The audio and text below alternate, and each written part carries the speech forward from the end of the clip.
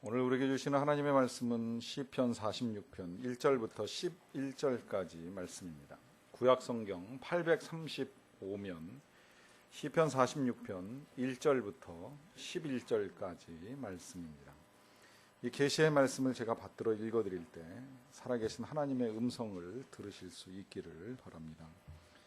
하나님은 우리의 피난처시요 힘이시니 환난 중에 만날 큰 도움이시라. 그러므로 땅이 변하든지 산이 흔들려 바다 가운데에 빠지든지 바닷물이 솟아나고 뛰놀든지 그것이 넘침으로 산이 흔들릴지라도 우리는 두려워하지 아니하리로다. 한 시내가 있어 나뉘어 흘러 하나님의 성 곧 지존하신 이의 성소를 기쁘게 하도다. 하나님이 그 성 중에 계심에 성이 흔들리지 아니할 것이라. 새벽에 하나님이 도우시리로다. 문나라가 떠들며 왕국이 흔들렸더니 그가 소리를 내심에 땅이 녹았도다. 만군의 여호와께서 우리와 함께 하시니 야곱의 하나님은 우리의 피난처시로다. 와서 여호와의 행적을 볼지어다. 그가 땅을 황무지로 만드셨도다. 그가 땅끝까지 전쟁을 쉬게 하시며 활을 꺾고 창을 끊으며 수레를 불사르시는도다. 이르시기를 너희는 가만히 있어 내가 하나님됨을 알지어다. 내가 문나라 중에서 높임을 받으리라. 내가 세계 중에서 높임을 받으리라 하시도다. 만군의 여호와께서 우리와 함께 하시니 야곱의 하나님은 우리의 피난처시로다. 아멘. 샌드라 윌슨이라고 하는 분이 쓴 책 아바 하나님이라고 하는 제목의 책에서 저자는 남성들을 이렇게 묘사합니다. 남성은 자기가 무언가 필요한 사람으로 비치는 것을 제일 싫어합니다. 그래서 자신의 모든 필요를 거부합니다. 상처받길 싫어하기 때문입니다.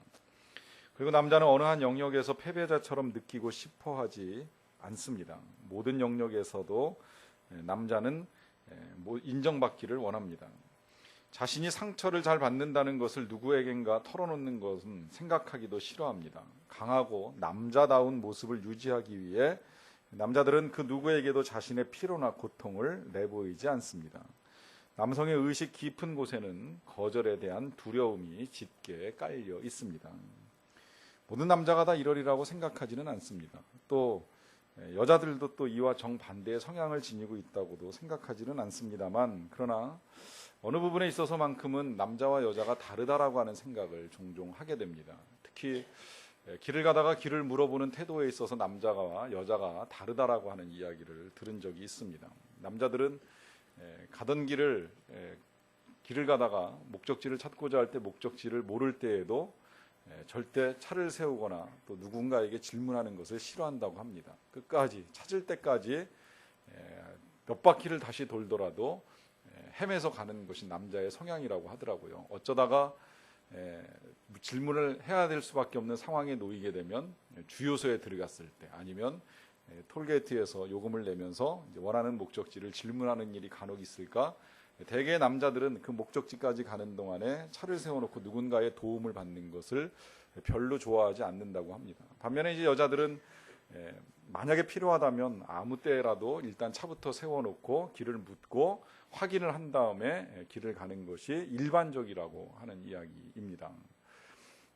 이런 것은 이제 남자의 특성에서 비롯된 것이라고 볼 수 있는데, 그것은 남자들은 이제 어렸을 때부터 성장하는 과정 중에 이런 이야기를 많이 듣습니다. 남자는 눈물을 흘려서도 안 되고 씩씩해야 되고, 그러니까 누군가의 도움을 받기보다는 스스로의 삶을 스스로가 잘 만들어 갈 수 있어야 된다라고 하는 것이 계속해서 주입이 되는 것입니다. 그러다 보니까 힘들고 어려울 때 좀처럼 눈물을 흘리는 것도 참아내야 된다고만 생각하고 있고, 또 그럴 때 누군가에게 손을 내밀어서 날 좀 도와달라고 말을 하는 것을 어렵게 여기는 것입니다.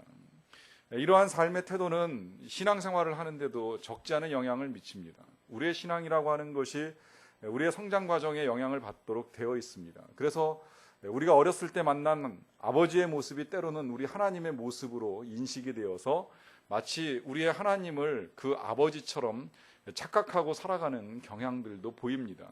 이와 마찬가지로 어렸을 때부터 남의 도움을 필요로 하지 않는 존재로 성장을 하게 된 사람은 성장을 한 이후에도 하나님의 도우심을 받고 하나님께로부터 뭔가 은혜를 구하는 일이 나약한 인간의 표상이라고 생각을 합니다. 그래서 실제 교회를 다니지 않는 제 친구들 중에도 만나서 교회를 다니라고 권면을 하면 항상 이런 식으로 거부합니다. 난 필요 없어. 난 누군가의 도움을 필요로 하지 않아. 너가 믿는 하나님은 너에겐 필요할지 모르겠지만 나한텐 그렇게 필요한 존재가 아니라, 이렇게 말하면서 거절하는 이야기를 들었던 적이 있습니다. 여러분, 오해입니다. 인생은 도움 없이 살아갈 수가 없습니다. 어떻게 우리 인생을 우리 스스로 우리가 만들어낼 수가 있겠습니까? 우리 성장하는 과정 중에 이미 벌써 우리의 부모님들로부터 정말 많은 도움을 받았습니다. 친부모가 아니라면 양부모 혹은 우리를 도와주는 그 누군가가 있었기에 우리가 여기까지 이를 수가 있었습니다. 배움에 있어서도 부모님과 그 밖에 여러 선생님들에 의해서 우리는 가르침을 받으면서 우리 지성의 세계를 넓혀왔습니다. 또 사람들을 만나면서 우정을 알게 되고 또 사랑을 알게 되고 우리가 얼마나 가치 있는 존재인가라고 하는 것을 발견하면서 이 모든 과정 중에 우리는 다른 사람들의 도움을 필요로 하며 살아왔습니다. 앞으로도 우리가 가지고 있는 능력이 대단하다고 할지라도 우리는 끊임없이 누군가로부터 도움을 받는 일을 필요로 하게 될 것입니다. 그러나 사람들로부터 도움을 받는 일을 우리가 피해갈 수는 없지만 모든 사람들이 다 우리를 도와주고 또 우리가 모든 영역에 있어서 다 사람들의 도움을 힘입고서 살아갈 수는 없습니다. 때로는 아무리 가까운 사람이라고 할지라도 도와줄 수 없는 상황에 놓일 때가 있습니다. 심지어는 가족, 아내나 혹은 남편일지라도 나의 이 상한 심령에 도움을 줄 수 없는 환경에 놓이는 경우들이 종종 있습니다. 특히 우리가 우리의 인생의 마지막 관문인 죽음이라고 하는 것을 통과하게 될 때에는 그 누구도 도와줄 사람이 없습니다. 아무리 의학이 발전하고 그래서 의술을 통하여 온갖 치료법을 다 동원하고 가족들은 옆에서 살려내기 위해서 간병하고 모든 것을 다 투자하고 쏟아붓는다고 할지라도 때가 되어 하나님이 부르실 때에는 우린 그 누구의 도움도 받지 못하고 하나님께로 나아가야만 합니다. 이때 우리를 도와주시는 분이 하나님이십니다. 우리의 그 절박한 상황 속에서 그 누군가로부터 도움을 받을 수 없을 때에 우리에게 진정 도움의 손길을 뻗쳐주실 수 있는 분이 바로 우리의 하나님이시라고 하는 사실입니다. 그러하기 때문에 속담, 하늘은 스스로 돕는 자를 돕는다라고 하는 속담은 다소 틀린 속담이라고 할 수 있습니다. 어떤 부분에 있어서 그 속담이 가지고 있는 의미를 헤아려 보면 틀린 것 아니라고 할 수도 있겠지만, 하나님께서는 스스로 돕는 자를 도우시는 하나님이 아니라 스스로 도울 수 없는 상황에 놓여 있는 사람을 도우시는 하나님이십니다. 우리 스스로 우리의 힘으로 아무것도 할 수 없습니다라고 고백하면서 하나님께 도움의 손길을 요청할 때 그때 하나님이 우리를 도와주십니다. 반면에 하나님 필요 없습니다. 내가 내 힘으로 다 해나갈 수가 있습니다. 지금까지도 잘 해왔고 앞으로도 할 것입니다라고 자신만만하게 살아가는 사람 앞에서 하나님은 그냥 내버려 두시면서 그렇게 해보라고 하십니다. 예수님은 능력의 주님이셨습니다. 많은 사람들을 고치셨습니다. 고치지 못하는 질병이 없었습니다. 몇 년 된 사람, 12년 된 혈루병 환자, 38년 된 중풍병자일지라도 다 고쳐내셨습니다. 심지어 죽은 사람도 살려내셨습니다. 그런데 그 예수님도 벳세다 고라신에서는 능력을 행하실 수가 없었습니다. 왜냐하면 사람들이 거절했기 때문입니다. 사람들이 예수님을 받아들이지 않았습니다. 당신 같은 사람이 우리 마을에 들어올 필요가 없다고 하면서 예수님을 거절합니다. 그래서 예수님이 그 고을에서 능력을 행하지 못하시고 떠나가십니다. 사람들이 도움의 손길을 내밀지 아니하기 때문입니다. 그러나 언제라도 우리가 하나님을 향하여서 우리의 손길을 내밀기만 하면 하나님은 우리를 도와주십니다. 오늘 저와 여러분들이 읽었던 성경은 이렇게 시작을 합니다. 하나님은 우리의 피난처시요. 이 표현은 이후에도 두어 번 반복이 되는데요. 7절을 보시면 만군의 여호와께서 우리와 함께 하시니 야곱의 하나님은 우리의 피난처시로다. 또 마지막 11절에서도 다시 결론을 내리면서 이렇게 반복이 됩니다. 만군의 여호와께서 우리와 함께 계시니 야곱의 하나님은 우리의 피난처시로다. 하나님께서 피난처가 되신다는 거예요. 하나님께서 우리의 피할 바위 혹은 우리의 피할 산성이 되십니다. 적군이 쳐들어오는 전장터에서 그냥 들에 나가 있으면 죽을 것 같지만 그래도 산성 안에 들어가면 그 적군이 쏘는 활을 피하고 또 적군이 휘두르는 창과 칼을 피해서 목숨을 유지할 수 있는 것 같이 하나님께서 피난처가 되어 주신다라고 하는 말씀을 우리에게 해주시는데, 이 피난처가 되시는 하나님을 묘사할 때 두 개에 어울리지 않는 수식어를 사용을 합니다. 하나는 만군의 여호와라고 하는 표현이고요, 또 하나는 야곱의 하나님이라고 하는 표현입니다. 먼저 야곱의 하나님이라고 하는 표현을 우리가 좀 생각을 해볼 필요가 있습니다. 이 우리가 하나님께 도움을 요청할 때 우리의 마음속에 이런 질문이 생깁니다. 과연 하나님이 이런 것도 도와주실 수 있는가? 또 혹은 내가 과연 하나님께 그런 도움을 요청할 만한 자격을 가진 존재인가라고 하는 질문입니다. 이 질문 앞에 야곱의 하나님께서 답을 내주십니다. 아시다시피 야곱은 이제 청년의 때에 그의 아버지와 또 형을 속이고 비열하게 축복을 쟁취하려고 하다가 집을 떠나야만 하는 상황에 놓였습니다. 그는 인격적으로 보나 성품으로 보나 혹은 윤리적으로는 하나님께 도움을 받을 만한 자격을 갖추고 있지 못했습니다. 그런데 하나님께서 그에게 찾아오셔서 광야에서 홀로 잠들어 있는 이 야곱을 찾아오셔가지고 도와주겠다고 약속을 하십니다. 그리고 그를 도우셔서 그가 바단 아람까지 가는 길을 인도해 주셨고, 그곳에서 머물러 20년 사는 동안에 하나님께서 그의 필요를 채워주십니다. 아내를 붙여주시고 가족을 얻게 하시고 필요한 재정이 넉넉하도록 하나님께서 부풀려 주셨습니다. 자, 이러고서 돌아오는 길에 이 야곱이 야복강가에서 잠시 고민에 빠집니다. 형을 다시 만나야 되는데 형을 만나는 것이 두렵습니다. 그래서 나름대로 계략을 세운 것이 일단 양떼들과 종들을 먼저 앞세워 보냅니다. 어떤 반응이 일어나는지를 간을 본다고 할 수 있겠죠. 그리고 자식들과 아내들을 앞세우면서 또 떠나보냅니다. 그러고 나서도 고민에 빠져서 야복강가에서 어쩔 줄을 몰라 합니다. 살 것이냐 죽을 것이냐, 내가 과연 이 강을 건너가서 형을 만나면 살게 될지 죽게 될지 모르는 상황 앞에서 어쩔 줄을 몰라 할 때 또다시 하나님이 찾아오십니다. 찾아오셔서 그와 씨름하시고, 씨름이 끝나고 난 다음에 너를 살려줄 것이라고, 너를 도와줄 것이라고 분명하게 약속을 하시고 떠나가십니다. 그렇게 해서 형을 만나고 은혜 가운데 화해가 되고 편안하게 되었습니다. 생각했던 두려움의 일들이 다 떠나가고 잘 모든 것들이 이루어지는 상황입니다. 여러분 생각해 보십시오. 이런 상황 좀 됐으면 하나님을 잘 섬기는 게 맞지 않습니까? 또 하나님을 섬기겠다라고 하는 약속을 이루어 가야 됩니다. 그런데 그 일 이후에 모든 것이 평안해진 야곱이 선택했던 것은 하나님과 약속했던 베델땡까지 가는 것이 아니라 세겜이라고 하는 곳에 머물면서 떠날 생각을 하지 않는 거예요. 하나님과의 약속을 이루려고 하지 않는 겁니다. 이쯤 되면 우리가 만약에 하나님이라면 그 야곱을 돌보는 일을 중단했을지도 모릅니다. 아니, 도와주기는커녕 어쩌면 벌을 내릴 수도 있습니다. 그런데 이 상황 속에서 야곱은 또다시 어려운 일을 겪게 되고, 그 어려운 일 속에서 하나님이 찾아와서 도와주십니다. 도와주실 때에는 그 야곱의 온 가족들이 다시 베델까지 가는 길을 하나님께서 지키시고 보호하십니다. 이 세겜의 여러 족속들이 이 야곱의 일가를 죽일 수도 있다라고 하는 것을 아시는 하나님께서 그 누구도 이 야곱의 가족들을 죽이지 못하도록 온 고을들로 두려워하게 하신 이후에 하나님께서 야곱의 갈 길을 인도하십니다. 이 야곱의 하나님이 우리의 피난처가 되신다는 거예요. 끝까지 사랑하시는 하나님, 끝까지 돌보시고 은혜를 베푸시는 이 야곱의 하나님이 우리의 피난처가 되십니다.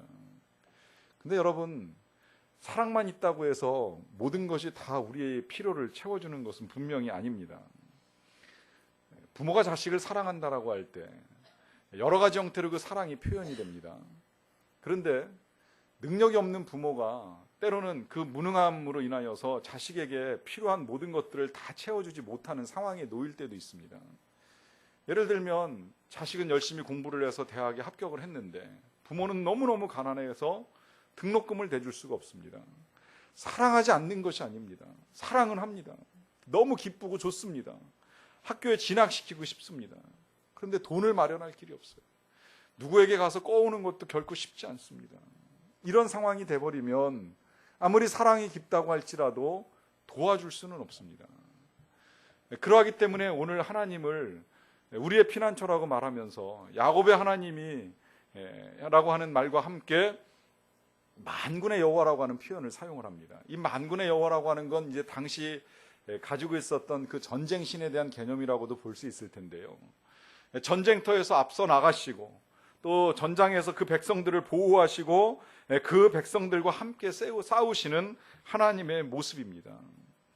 뒤집어 생각해 보면 이스라엘은 군사도 별로 없고 훈련된 병사는 몇 사람 되지도 않고 강력한 무기를 가지고 있지 못한 적이 있습니다. 그러나 그럴지라도 하나님이 함께 나가 싸우실 때 생각지도 못한 승리를 얻게 하신 이 하나님을 일컬어서 만군의 여호와라고 하는 표현을 사용을 합니다. 능력의 하나님이시라고 하는 말입니다.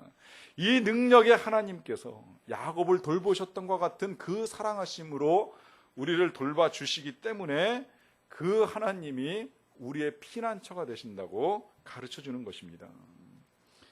그러하기 때문에 하나님은 우리의 삶에 도움이 되시고 또 우리의 힘이 되시고 환난 중에 만날 큰 도움이라고 하는 표현을 사용을 합니다. 이 하나님에 대한 도움이 우리에게도 필요하다면 우리는 그 하나님께 도움을 요청해야 됩니다. 우리의 입술을 열어서 하나님께 도와달라고 말씀을 드려야 됩니다. 그리고 그 고백을 드릴 때에 우리에게 필요한 것은 하나님을 신뢰하는 것입니다. 하나님께서 도와주심을 믿고 나아가는 것입니다. 10절에 보시면 이렇게 표현을 합니다. 이르시기를 너희는 가만히 있어 내가 하나님 됨을 알지어다. 이스라엘 백성들이 애굽을 떠날 때 그들 앞에 생각지도 않은 장애물이 놓여 있었습니다. 그들은 홍해를 건너야 된다는 생각을 미처 하지 못하고 애굽을 떠났던 것으로 여겨집니다. 열심히 달려오다 보니까 갑자기 그들의 눈앞을 가로막고 있는 홍해를 보게 되었습니다. 일반적으로 건너려면 배를 만들어서 타고 건너든지 아니면 다리를 놓아야만 합니다. 시간이 많으면 가능한 일이 될지 모르겠지만 지금 뒤에서는 다시금 애굽의 그 바로 왕이 모든 병거들과 군사들을 다 총동원해가지고 이 이스라엘 백성들을 죽이겠다고 달려오고 있습니다. 추격하고 있는 상황입니다. 되돌아갈 수도 없고 건너갈 수도 없는 상황입니다. 이 상황에 놓이게 되자 이스라엘 백성들이 하나님과 모세를 향하여 원망을 합니다. 우리가 그냥 애굽에 살겠다고 하지 아니하였느냐? 왜 우리를 이 광야로 이끌어내느냐? 애굽에 매장지가 없어서 우리를 이 광야에서 죽어 묻어버리려고 하는 것이냐? 우리가 애굽 사람들을 섬기면서 그냥 살 것인데 왜 우리를 이끌어내서 여기서 죽게 하려느냐라고 하면서 하나님을 원망했습니다. 그때 모세가 그들 앞에서 한 대답이 이런 대답입니다. 너희는 두려워하지 말고 가만히 서서 여호와께서 오늘 너희를 위하여 행하시는 구원을 보라. 여호와께서 너희를 위하여 싸우시리니 너희는 가만히 있을지니라. 두 번 반복된 부탁은 이것입니다. 너희는 가만히 있으라는 거예요. 가만히 있으라는 거예요. 그리고 하나님이 싸우신다는 거예요. 하나님이 구원해 주신다는 겁니다. 하나님이 도와주시겠다라고 하는 약속입니다. 그러면서 왜 두려워하느냐고 그 두려움을 내려놓을 것을 당부합니다.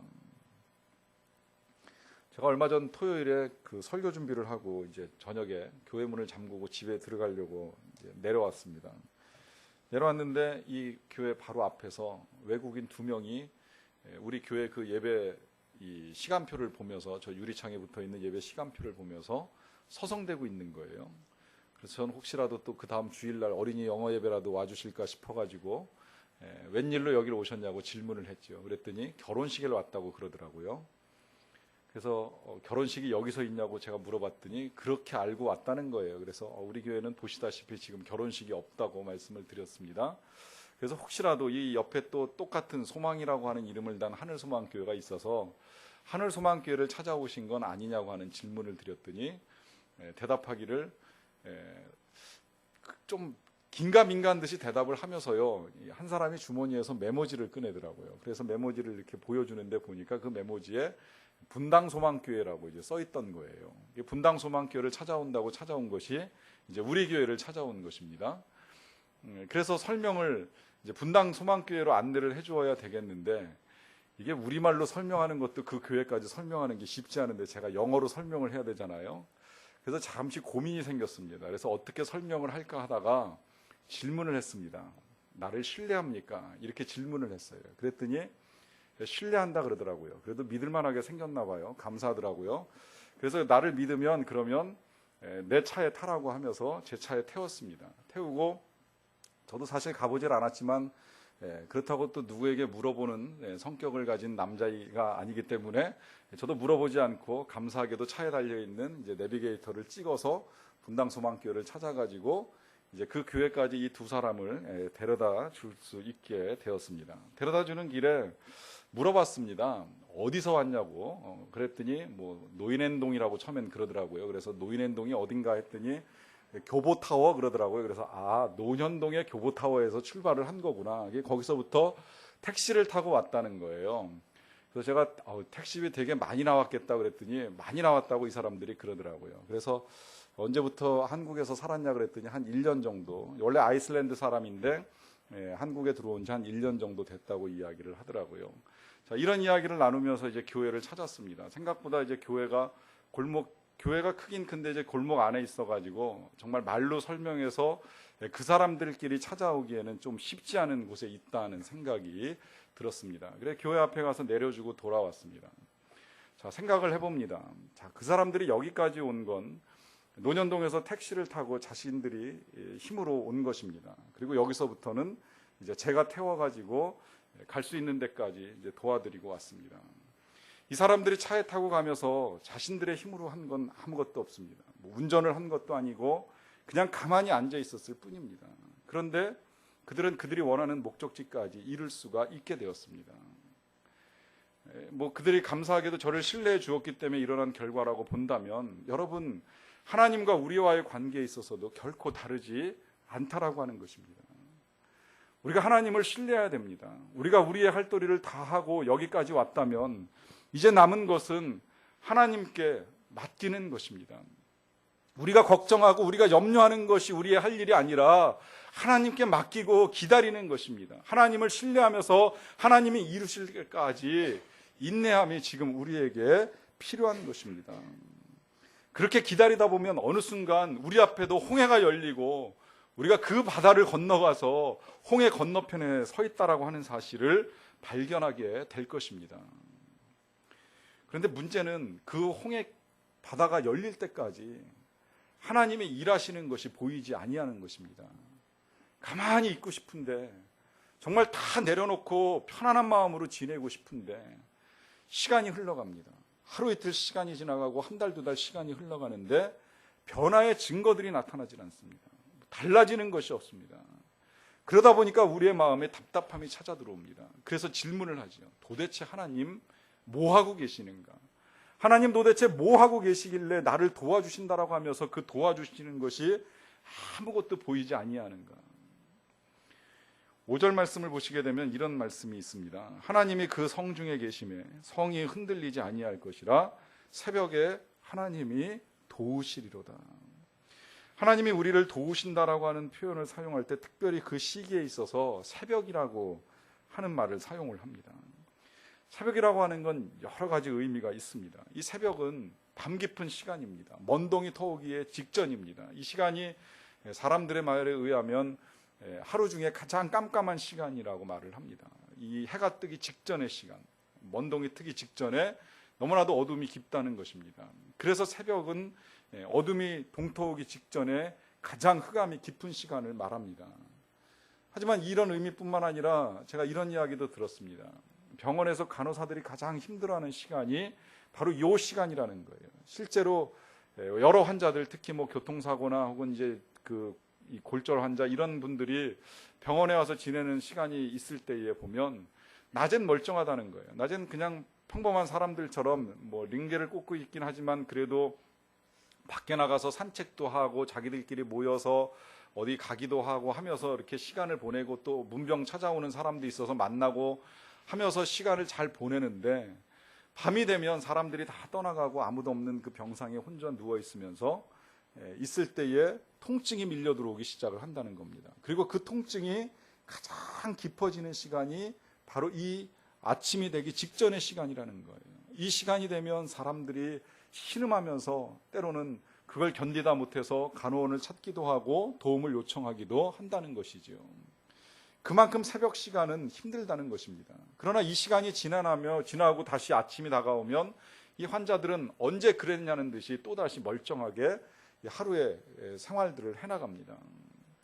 이와 같이 새벽이라고 하는 것은 그 모든 것들이 다 풀리고 밝아오기 이전에 가장 어둠이 깊은 시간입니다.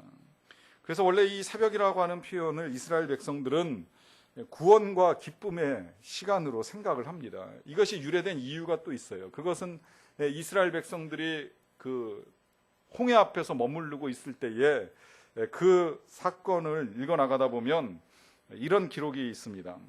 새벽에 여호와께서 불과 구름 기둥 가운데에서 애굽 군대를 보시고 애굽 군대를 어지럽게 하시며 그들의 병거 바퀴를 벗겨서 달리기가 어렵게 하셨다. 새벽에 일어난 일입니다.